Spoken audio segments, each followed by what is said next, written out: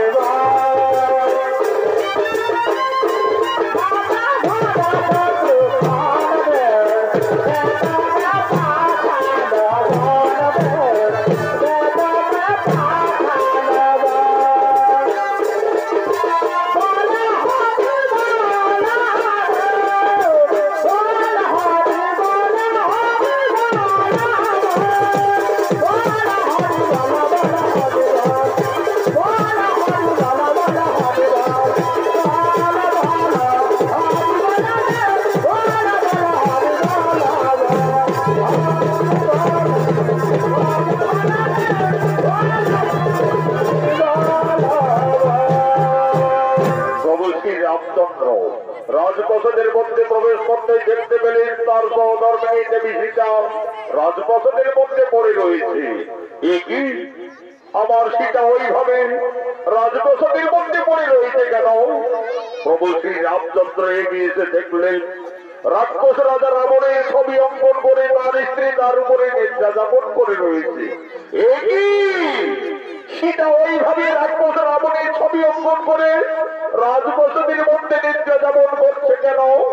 না না না না না না না, তা হতে পারে না, তা হতে পারে না। সীতা কেন রাক্ষস রাবণের ছবি অঙ্কন করে রাজবসতির মধ্যে নির্যা যাপন করে রয়েছে? তাহলে কি তাহলে কি আবার সীতা সত্যি লঙ্কায় গিয়ে রাক্ষস রাবণের প্রেমে পড়েছিল? হয়তো সীতা রাবণ রাজাকে এখনো ভুলতে পারেনি যে তার উপরে এখনো বিরাজমান।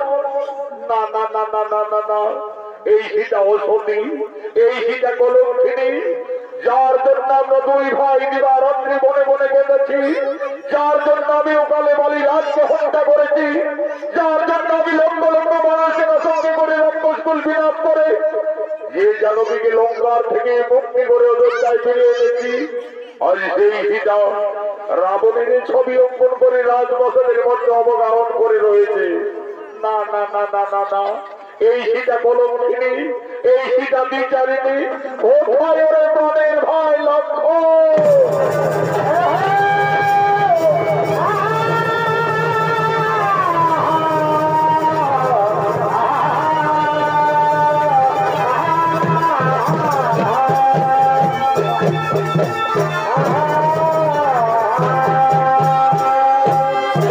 আদেশ করুন দাদা।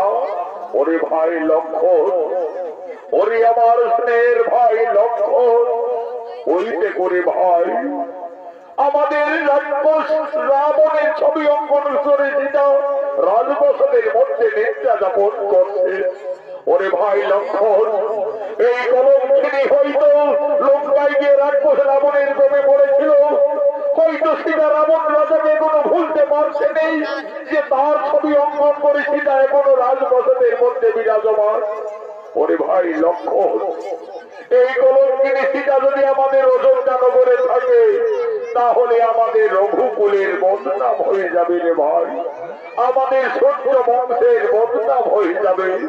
ওরে প্রাণের ভাই লক্ষ্মণ, এই কলঙ্কিনীর আর আমি মুখ দর্শন করতে চাই না। যাও তুমি এই বিচারিণীকে দিয়ে এসো নির্বাসনে।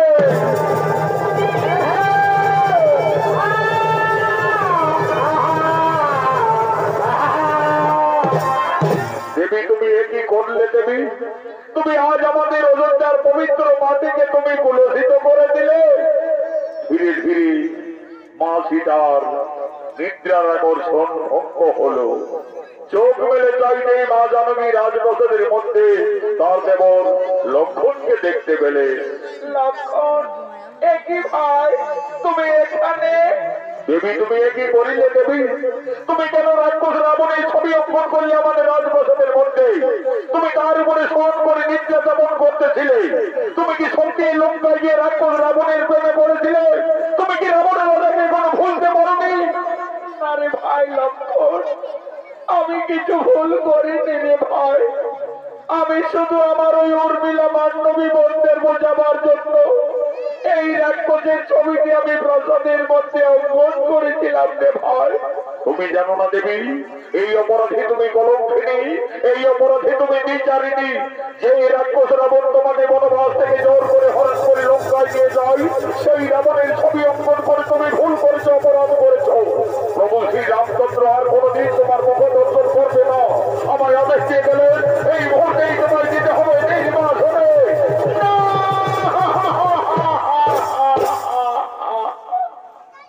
হে প্রভু, হে প্রভু রঘুনাথ, আজ তুমি আমাকে বিনা অপরাধে কলঙ্কিনী সাজালে। এই স্বামী, তুমি তো আমাকে লঙ্কার থেকে ফিরে এনে আমাকে সকলের উপস্থিতিতে অগ্নি পরীক্ষা করিয়েছিলে প্রভু। সব কিছু যেন আজ আমি বিচারিনি। ওরে ভাই লক্ষ্মণ, তোমার কথা যখন আর আমার মুখ দর্শন করতে চাই না, তাহলে আর আমার এই অযোধ্যায় থাকার কোন প্রয়োজন হবে না রে ভাই। চলো ভাই, তুমি আমায় দিয়ে এসো নির্বাসনে।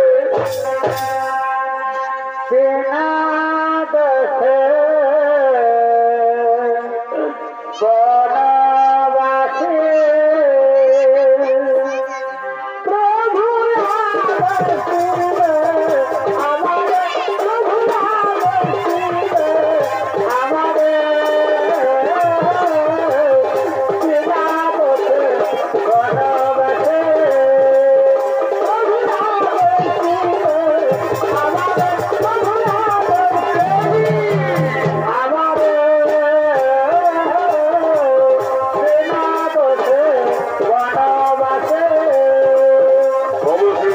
রামচন্দ্র আজ মা সীতাকে কলঙ্কিনী নিজের নিভৃতে বনবাসের আদেশ দিলেন। সেই আদেশ পালন করার জন্য তার ভাই লক্ষ্মণ আজ মা জানকীকে বনবাসে নিয়ে যাচ্ছে। আগে আগে চলেছে লক্ষ্মণ, আজ মনের দুঃখে মা সীতা কেঁদে কেঁদে বনবাসে যাচ্ছে। বন কবর পেরিয়ে ঘোর জঙ্গলে প্রবেশ করেছে লক্ষ্মণ দেবী সীতাকে নিয়ে। আজ লক্ষ্মণ বলছে, দেবী গো, দেখো দেবী, আমরা তো বনবাসের যথার্থ জায়গায় উপস্থিত হয়ে গেছি দেবী। তুমি তোমার বনবাস জীবনেই কাটাবে দেবী। তুমি আমাকে অযোধ্যায় ফিরে যাওয়ার অনুমতি দাও দেবী। আমাকে অযোধ্যায় ফিরে যেতে হবে, কিন্তু আমি কিভাবে একটি পঞ্চমাসের গর্ভবতী নারীকে মনের মধ্যে দিয়ে যাব? তুমি আমায় ক্ষমা করে দাও দেবী, আমায় তুমি ক্ষমা করে দাও। এই জানকীর জন্য আমি 12 বছর ওর হারে অযোধ্যায় ছিলাম। যে জানকীর জন্য আমি শক্তিশাল বান্ধবকে ধারণ করেছি, আজ সেই জানকীকে আমাকে বনবাসে দিয়ে যেতে হবে। আমায় ক্ষমা করে দাও দেবী, আমায় ক্ষমা করে দাও। ওরে ভাই লক্ষ্মণ, তুমি তো তোমার দাদার আদেশ পালন করেছো রে ভাই। তুমি ফিরে যাও ভাই অযোধ্যায়। তোমার দাদা আমাকে বিয়ের সময় দিয়েছিলেন আমার গলার মুক্তার হার, কানের দুল, পায়ের নপুর। আমার বনবাসে এই অলঙ্কারের শোভা পাবে না রে ভাই। এই অলঙ্কারগুলি তুমি ফিরে নিয়ে যাও অযোধ্যায়। তোমার দাদার অপরাধের কাছে দিয়ে বলবে, দাদা তোমার আদেশ আমি পালন করেছি। তোমার রানীকে আজ আমি বনবাসে দিয়ে এসেছি, বনবাসে দিয়ে এসেছি।